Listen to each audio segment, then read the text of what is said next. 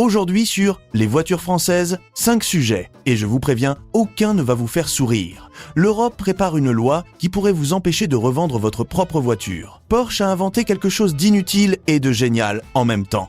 Renault sort enfin une motorisation qui mérite d'être prise au sérieux. Et Stellantis, parce que ce serait trop simple, qu'il nous laisse tranquille, rappelle 200 000 voitures pour risque d'incendie sur leur nouveau moteur. Celui qui était censé tout réparer. Accrochez-vous. Sujet 1. L'Europe veut interdire la vente de voitures d'occasion. La Commission européenne a décidé de s'attaquer à un nouveau problème. Et comme d'habitude, la solution proposée risque de créer 3 fois plus de problèmes qu'elle n'en résout. Le projet en question concerne les véhicules en fin de vie. Et dedans, il y a un article particulièrement inquiétant, l'article 25. Cet article exigerait 2 documents pour revendre une voiture d'occasion. Le premier, c'est le contrôle technique. Aucun problème. Le deuxième, et c'est là que ça devient absurde, c'est un certificat prouvant que votre voiture n'est pas en fin de vie. Certificat délivré par un expert indépendant que vous payez plusieurs centaines d'euros pour apprendre peut être à la fin que votre voiture n'a pas le droit d'être vendue.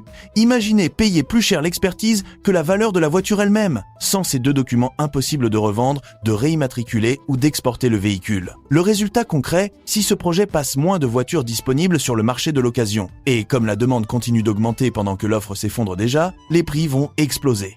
Ce sont les acheteurs les moins aisés qui vont trinquer en premier. Ceux qui cherchent une voiture à 5 000 € pour aller travailler. Ceux qui ne peuvent pas se permettre une voiture neuve. La Commission européenne parle de durabilité tous les jours. Et elle veut en même temps retirer prématurément du marché des voitures encore parfaitement fonctionnelles. Cherchez l'erreur. Pour l'instant, l'article n'est pas encore voté. Mais si ça passe, préparez votre portefeuille. Sujet 2. Porsche invente une boîte manuelle qui n'est pas manuelle. Porsche vient de déposer un brevet. Et franchement, c'est à la fois inutile et brillant selon l'angle où on se place. Le débat existe depuis des années dans l'automobile. Faut-il tuer la boîte manuelle au profit de l'automatique ? Porsche a décidé de répondre à cette question en inventant les 2 en même temps. Le nouveau système breveté propose un levier de vitesse qui fonctionne normalement en mode automatique. Mais si vous voulez, vous basculez en mode manuel. Et là, le levier reproduit exactement le schéma classique en H avec les positions 1, 2, 3, 4, 5, 6 et la marche arrière. Sauf que, et c'est là que c'est tordu, aucun engrenage physique n'est relié à ce levier. C'est purement électronique. Des capteurs enregistrent vos mouvements et donnent l'ordre à la boîte automatique de passer la vitesse correspondante. Pour faire encore plus illusion, le système simule une résistance physique quand vous manœuvrez le levier, comme si vous enclenchiez vraiment des vitesses, compatible avec une boîte à convertisseur de couple ou une boîte à double embrayage. En résumé, Porsche a inventé un levier de vitesse qui ment, qui simule quelque chose qui n'existe pas mécaniquement. Est-ce que c'est utile ? Probablement pas. Est-ce que les passionnés vont l'adorer ? Absolument.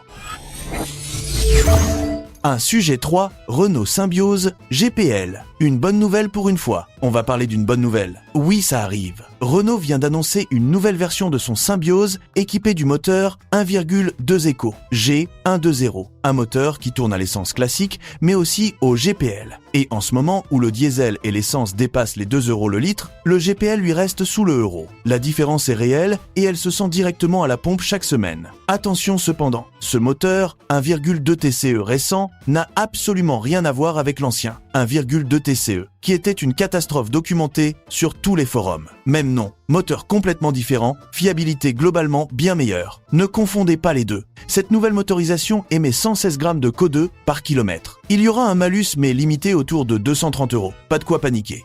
Côté prix, on ne sait pas encore précisément ce que coûtera cette version en France. Ce qu'on sait, c'est que sur le Capture, la version équivalente est 4 100 € moins chère que la version hybride e-tech. On peut donc imaginer que le Symbiose GPL sera disponible autour de 30 000 €. La mauvaise nouvelle, cette version arrive d'abord en Italie et en Espagne avant la France. La date exacte d'arrivée n'est pas encore confirmée, mais c'est une motorisation qui mérite attention simple, économique et sans les catastrophes mécaniques qui ont marqué les générations précédentes.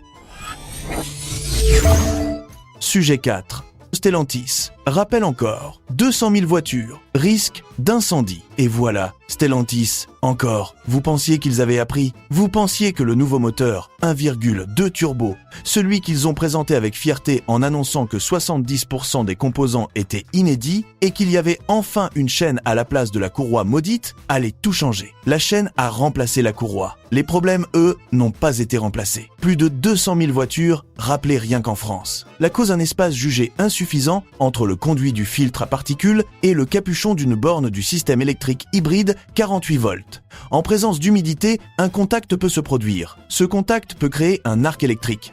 Cet arc électrique peut provoquer une montée anormale de température. Et cette montée de température peut provoquer un incendie dans le compartiment moteur. Stellantis reconnaît déjà 12 cas de départ de feu liés à ce problème. 12 voitures qui ont pris feu, parce que 2 composants sont trop proches l'un de l'autre à l'usine. Et comme Stellantis a eu la brillante idée d'installer ce moteur sous les capots de toutes ces marques européennes, Peugeot, Citroën, DS, Alfa Romeo, Fiat, Lancia, Jeep, Opel, c'est un rappel qui touche à peu près tout le monde. La Peugeot 208 est la plus concernée. Le groupe n'a pas encore communiqué sur comment le problème sera corrigé, ni combien de temps l'intervention prendra. Ce rappel tombe au pire moment possible. Stellantis essaie en ce moment de regagner la confiance des clients après des années de catastrophe PureTech. Et au lieu de ça, leur nouveau moteur censé tout arranger prend feu. Si vous êtes propriétaire d'un de ces modèles, contactez votre concessionnaire maintenant. Sujet 5. L'État a dépensé 18 milliards pour l'électrique. Le résultat est catastrophique. La Cour des comptes vient de publier un rapport qui fait mal. Depuis 2018, l'État français a injecté 18 milliards d'euros d'aide publique pour développer la voiture électrique en France. 18 milliards! Et le résultat, la production automobile française a chuté de 59% depuis 2000. L'objectif de 2 millions de voitures électriques produites en France pour 2030 est désormais quasiment inaccessible. Mais ce n'est pas le plus scandaleux. En 2024, un tiers de toutes les aides versées ont profité aux ménages les plus riches, pas aux gens qui ont besoin d'aide pour changer de voiture, aux plus aisés. Pendant ce temps, les foyers modestes restent dans leurs vieilles voitures thermiques qu'on menace d'interdire. La sénatrice Christine Lavarde résume parfaitement une aide de 1 000 € sur un achat de 47 000 €. Ça ne change rien pour personne. 18 milliards d'euros dépensés. Production en chute libre, bonus qui va aux riches. Et personne n'en parle. Maintenant vous savez. Conclusion, voilà pour l'actu de ce jour. L'Europe qui veut tuer l'occasion. Porsche qui invente un levier de vitesse qui ment. Renault qui fait enfin quelque chose de sensé avec le GPL. Et Stellantis qui rappelle 200 000 voitures pour risque d'incendie sur leur tout nouveau moteur. Si cette vidéo vous a intéressé, likez, partagez et abonnez-vous aux Les Voitures Françaises. Ça ne coûte rien et ça aide énormément. À très bientôt.